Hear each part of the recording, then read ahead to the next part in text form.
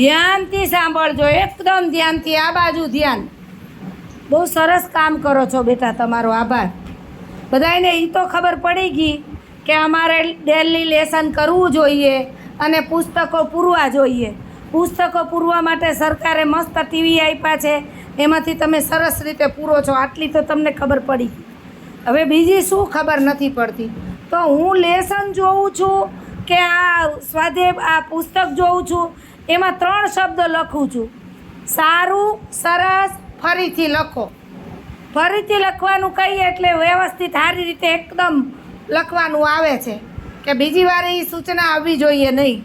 સારું લખવું, એણે સમજી જવું જોઈએ કે હજુ મારા લખવામાં કે કાંઈક કામ કરવામાં કાંઈક કચાશ છે, એટલે બેને સારું શબ્દ લખ્યું છે તો મારે સરસ શબ્દ તરફ જવાનું છે.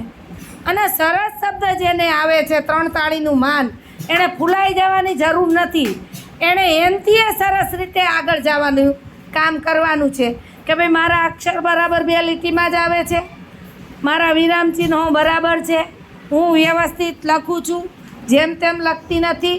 જો લખેલું સારું ક્યારે કહેવાય કે તમારું લખેલું તમે જ પહેલાં વાંચી શકવા જોઈએ.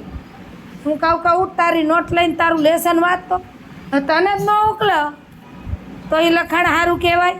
તમને નથી ઉકલતું તો મને ક્યાંથી ઉકલશે? તો એ લખાણ સારું નથી. તો હજુ તમારી પાસે 4 વર્ષ છે કે હજુ 3જું આખું ધોરણ, 4થું આખું ધોરણ ને 5મું આખું ધોરણ. તો અહીંથી જ તમે સરસ અક્ષરે બોલપેન આમ પકડવાની વ્યવસ્થિત, અને આમ ધીમે ધીમે શાંતિથી લખવાનું. હું તમને એમ નથી કહેતી કે આજે જ બધું બતાવી દો, ભલે એક જ પાનું બતાવો તમે કાલે, ભલે એક જ પાનું તમે કાલે બતાવો, પણ સરસ ને વ્યવસ્થિત લખેલું. જો આને પાછું આપ્યું, એણે પેલું વાક્ય જ અધૂરું લખ્યું છે: આંબા ઉપર કોયલ. હવે કોયલનું શું સમજવું? બેઠી છે કે ઊંઘી ગઈ છે કે ગાય છે કે શું કરે છે, એ શું સમજવું આપણે? વાક્ય પૂરું કરો કે આંબા ઉપર કોયલ બેઠી છે, તો એ વાક્ય પૂરું થયું છે. પડવન રાખ. પૂરું થયા પછી ટપકું આવે છે અને પૂર્ણ વિરામ કહેવાય. તો મેં તમને કાલે જ 5 વિરામ ચિહ્નો શીખવાડ્યા છે. તો ચોપડીમાં જોઈને પૂર્ણ વિરામ, અલ્પ વિરામ, પ્રશ્નાર્થ ચિહ્ન, 1 વડા અવતર ચિહ્ન, 2 વડા અવતર ચિહ્ન, ઉદ્ગાર ચિહ્ન, આટલા ચિહ્નો તો તમને આવડવા જ જોઈએ. તો આ બધું ધ્યાન રાખીને જ્યારે તમે લખો છો ત્યારે તમારું સુલેખન કહેવાય છે. શું એટલે સારું ને લેખન એટલે લખવું. તો સુલેખનનો અર્થ આ છે: સરસ અક્ષરે લખવું પણ ભૂલ વગરનું લખવું. આપણે સુલેખનની હરીફાઈ ગોઠવીશું. શ્રુત લેખન, હું બોલું અને તમે સાંભળો. શ્રુત એટલે સાંભળવું ને લખવું.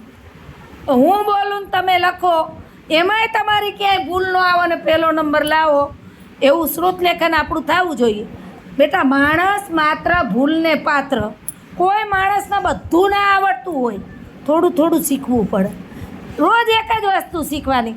આજે અલ્પ વિરામ શીખો, કાલે પૂર્ણ વિરામ શીખો, પરમદી હિન્દીનો લીટો કરતા શીખો, ચોથા દીએ હિન્દીના 5 જ શબ્દો શીખો, 5મા દીએ પહેલી ABCD શીખો.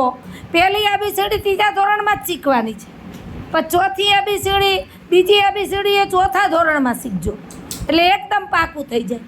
રોજ આખો પાડો પાકો ના થાય તો 2 જ, 1 એકું 1, 1 દુ 2, આટલું જ પાકું કરો. કાલે બીજું 1 તરી 3, 1 ચોક 4, પરમદી 5મું. 10મા દીએ તો પાડો પાકો થઈ જાય કે ન થઈ જાય? થાય કે ન થાય? આવી રીતે બેટા પાકું કરવાની આયોજનબદ્ધ રીત હોવી જોઈએ. થોડું થોડું કરો. તમને કોઈ મારી નાખતું નથી. કોઈ દી મેં માર્યા તો પછી શાંતિથી કરો ને સારી રીતે કરો.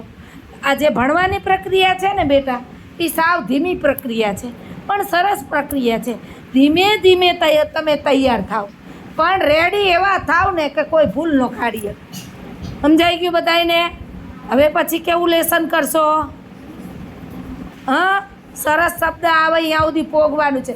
ભલે અત્યારે ચોકડી આવી, 4 દી સુધી ચોકડીવાળું આવે, 5મા દીએ રાઈટ થવું જોઈએ, 5 દી સુધી રાઈટ ભલે થાય, 6ઠ્ઠા દીએ સારું શબ્દ આવવો જોઈએ, અને 15 દી ભલે સારું શબ્દ આવે પણ 16મા દિવસે સરસ શબ્દ આવી જવો જોઈએ.